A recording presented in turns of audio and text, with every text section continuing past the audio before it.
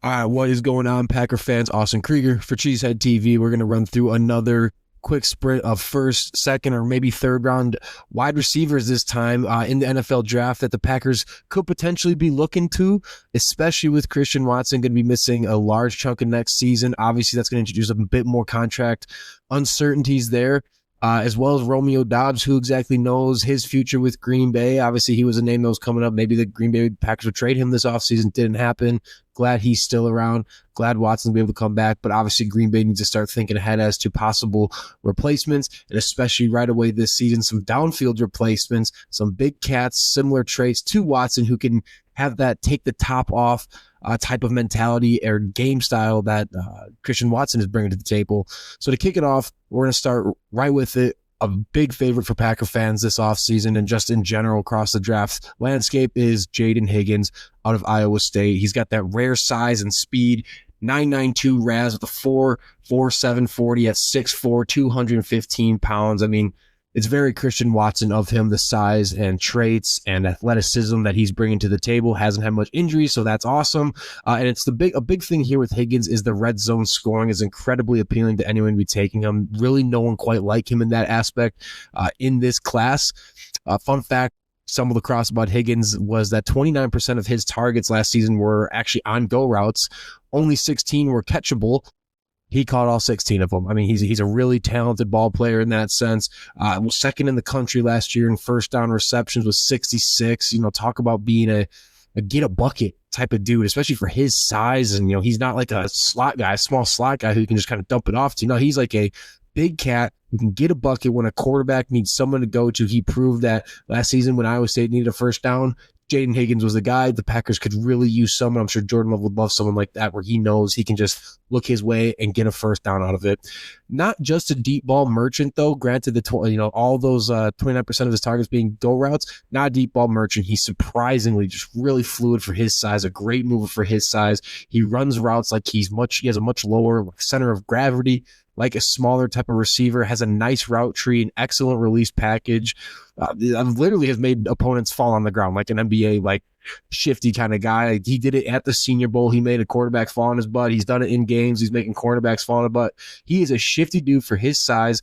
First round talent really was solidified at the Senior Bowl this year. Obviously has the physical traits to go up and get an ability that sets him apart. Really, just good luck to any cornerback that has to go and win a jump ball against Jaden Higgins. He's always going to have the size advantage. He's got great hands to complement the size. 14 contested catches last year were tied for the 8th highest total in college football. He's going to thrive on the outside, but can really be put in the slot as well, where he's done some good work. But it's really the red zone scoring upside that is just so incredibly appealing here with Higgins. Really no one quite like him in this class, just has really solidified himself the past couple months as a first-round prospect. Would be an awesome pick at 23. Has a lot of traits to Christian Watson and could honestly be coming out like a little bit more polished than Watson is. So that kind of potential is awesome. Jumping in next, let's stay in the first round. Emeka Egbuka out of Ohio State. Again, another guy who fits the size and athletic profile Green Bay looks for, 6'1", 205. He didn't test at the combine, but will be doing some testing at pro days. He's a weapon in the run game as a blocker. You already know this is the first thing the Packers front office is going to be drooling about, especially coming from a first-round type of talent to be this good as a run blocker, to be an asset in run blocking. For nothing else, put Egbuka on your radar, pick 23 for that reason, if nothing else. 13 contested catches last season, would tie for the 9th highest total in college football. He's savvy at contested catches, not elite at it. He does, though, have an incredible knack for those back shoulder catches, really strong there, and he flashes late hands to wins reps, so that's kind of where he makes up for it and does a lot of his damage. He's a really, really silky mover. He's a cerebral type of route runner and knows how to win in space. Yeah, a lot of teams are going to want to see him as a slot guy, JSN type, but he can do a lot of damage on the outside. I think the Packers will obviously be drafting him to play a bit more of the outside. Going back to JSN, you passed on him as Green Bay. That looks like it would have been a nice pick comparatively to Lucas Van Ness so far. Things could change. Here's the time to get right. If he's sitting there, Egbuka would be a great pick for the Packers. Again, really JSN-like coming out of college, a lot of similar traits and skill sets that he's going to be a weapon on day one, especially with that run blocking ability. He's going to be someone a team really looks to get on the field right away. Another guy, we're going to jump over to Ole Miss, who's been a popular college this draft season. Trey Harris, another big fella, 6'2", 205 pounds. Didn't have the best 40 time at the combine at 4.5, which is still really fast. But he is the kind of player who is faster on the field than that time would indicate. Still posted strong athletic scores to keep him in the Packers' sights. The crazy thing here with Trey Harris is he only played 8 games last season and had an absurd 60 catches, over 1,000 yards, 7 touchdowns. For context, he had more receiving yards than first-round prospect out of Texas, Matthew Golden, who played a complete season. Yeah, Trey Harris had an absurd season. If he played a full season, I don't think there's any question we're talking about him in the first round right now. He wins in press man and has a great box-out ability to just go up and win it. Obviously, the size advantage there he uses to his advantage, as seen by a whopping 45 contested catches over his career. Just gets it done when he needs to. Averaged a very strong 7.7 yards after the catch last season. So he's not just to go up and get it come down. He's hard to tackle, not just for his size, but his ability to move. Similar to Higgins, with his size, is just surprisingly able to be a polished route runner and has a pretty expansive route tree. He's not just a go guy. He's got a pretty polished route tree. He's very sharp in his cuts. He can snap off a route like a slot dude.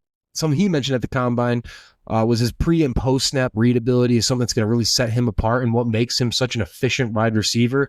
Another guy who's going to be able to come in to assume that Christian Watson type role and, bring another really good route tree to the table as well. Another prospect who's been making a lot of noise, and another guy who had his season cut short to injury, but had he not, we're talking about him a lot earlier than we are right now, probably closer to the top of the second round. Tory Horton out of Colorado State. Of course, the measurable and the athletic profile check out. 6'2", 200 pounds, a 9.79 relative athletic score led by a 4.4140.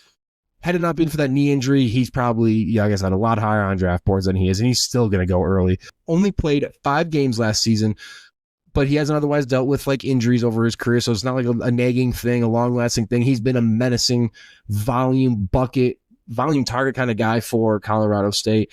There has been a lot of sideline plucks that he makes, some sideline finesse, some great spatial awareness that he's shown over his career that was just going to make scouts so excited to see. Teams are going to be really excited to get that type of player on the sidelines on their team. 104.8 passer rating when target. And again, he's just been reliable as a volume guy. He's getting a lot of targets and he's translating into very meaningful results. As a quarterback, you're going to be dreaming about this kind of guy throwing the ball his way, mostly because of his catch radius and his ability to track a ball is very impressive for the young man. The ball skills are really already what set him apart. In general, he is a great separator. He navigates zone coverage as well. Another guy who's just going to be able to win on the perimeter, but you can slide inside in the slot, kind of like any guy we've mentioned. They're going to be able to kill it as a slot guy, as an outside guy, regardless of the size, they can move like slot dudes. It's very impressive. Some of these guys coming out of this class, honestly, with Horton though specifically, there's a lot of similarities to a Jordan Addison or a Devontae Smith in the terms of their build, their skill sets, the things that made them really valuable day one players and assets is going to be the same things that are going to allow Horton to be a day one value and asset for any team he plays. And it does help that he did play some football with Romeo Doubs at Nevada. And scouts generally like double dipping into ponds where they found success before. So Tory Horton is going to be another really fun name for the Packers to watch. Someone I'm just going to go out there and plant my flag on this hill is Kyle Williams out of Washington State. Just a yak machine, yards at the catch machine. Go look up some Kyle Williams. Say we've got some time. I'll end it there. But these are some guys who Green Bay could realistically be looking at. Sure, there's Matthew Golden. Sure, there's T-Mac. Sure, there's Luther Burden. But there's a very good chance those three are gone before the Packers pick. And Green Bay might have some more pressing needs they want to address in round 1. So these are all guys who might be able to move back or just kind of see in their laps come round 2.